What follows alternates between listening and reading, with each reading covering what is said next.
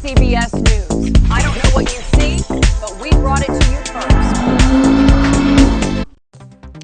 Welcome to ICBS News. I'm Jen Sparks, and next to me is the beautiful Tasha Green. Epstein file eating horses, our most advanced weaponry sold to the highest bidder, and the most obscure tricks to winning at poker. Yeah. We have an episode packed full of the shit you love. Let's jump right in, you news junkies. All right, we're getting started with some chaos today, and you won't believe how chaotic it truly is. We go live to our eccentric cultural correspondent, Cornell Vibes, who's currently embedded in, well, somewhere expensive. Cornell, what's the vibe? Jen, my dear, the vibe is transactional.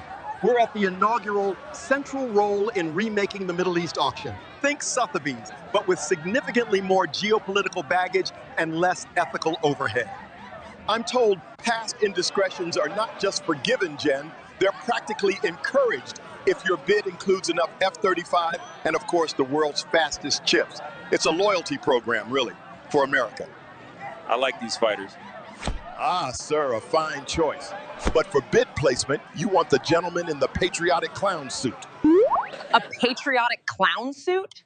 Cornell, are we sure this isn't just a very expensive flea market for dictators?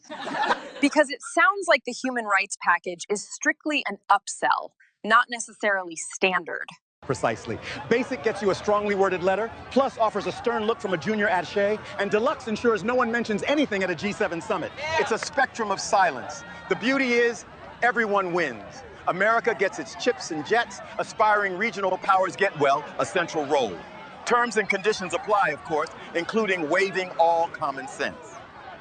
And there you have it, folks. The American dream now available for global tender. Truly a renaissance of diplomacy. Back to you from wherever sanity is currently hiding. ICBS Breaking News. Tonight's top story. Washington has officially run out of normal ideas and gone straight to farm-to-border insanity.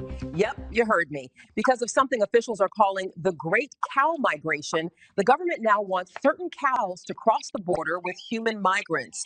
They say this will help lower beef prices.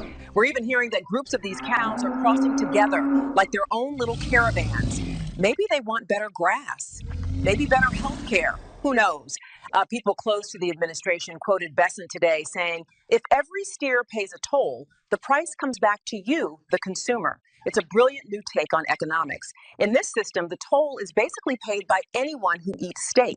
So don't worry, folks. This totally new, totally confusing, and honestly pretty moving plan is, according to our leaders, the answer to rising beef costs. It's not about tariffs and, of course, not about common sense. We'll be back with more BS, ICBS. Welcome back to ICBS News. We've been waiting for the Epstein list, but it seems some secrets are just too universal. We go live now to Truth Washington. Thanks, Tasha. I'm here at what used to be a highly classified base, now apparently a highly classified intergalactic incident response center.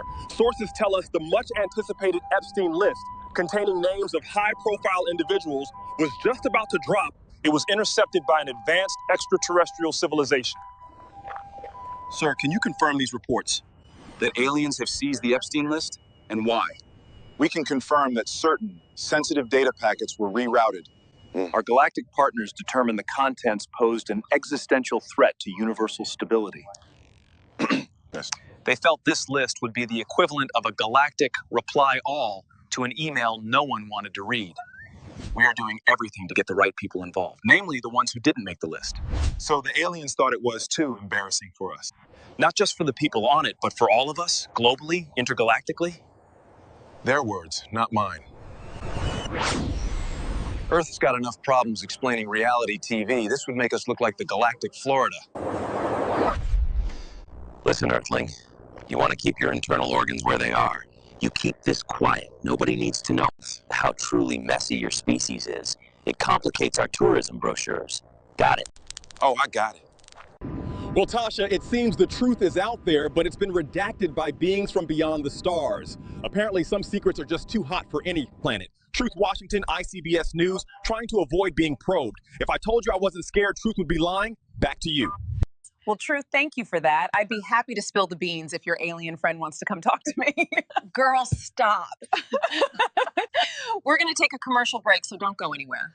I'm going to head to the breaking news lab in the meantime. For just $10, you can provide a meal for a patriot down on his luck. Please donate today, helping those that chose this. At the Nationalist Food Bank, we serve the proudest among us, helping those that chose this. ICBS Breaking News.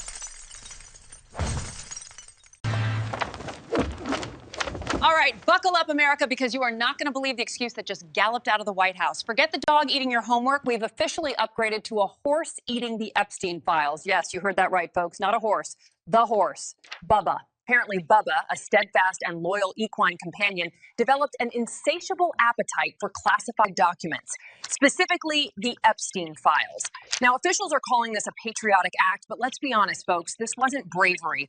This was damage control. And Bubba wasn't doing it for America, he was doing it for Bubba. According to sources inside the DOJ, the moment he realized his name might show up in those documents, and yes, apparently even horses can have ties in these circles, he panicked and security cameras caught him swallowing the evidence like Taco swallowed his, well, you know.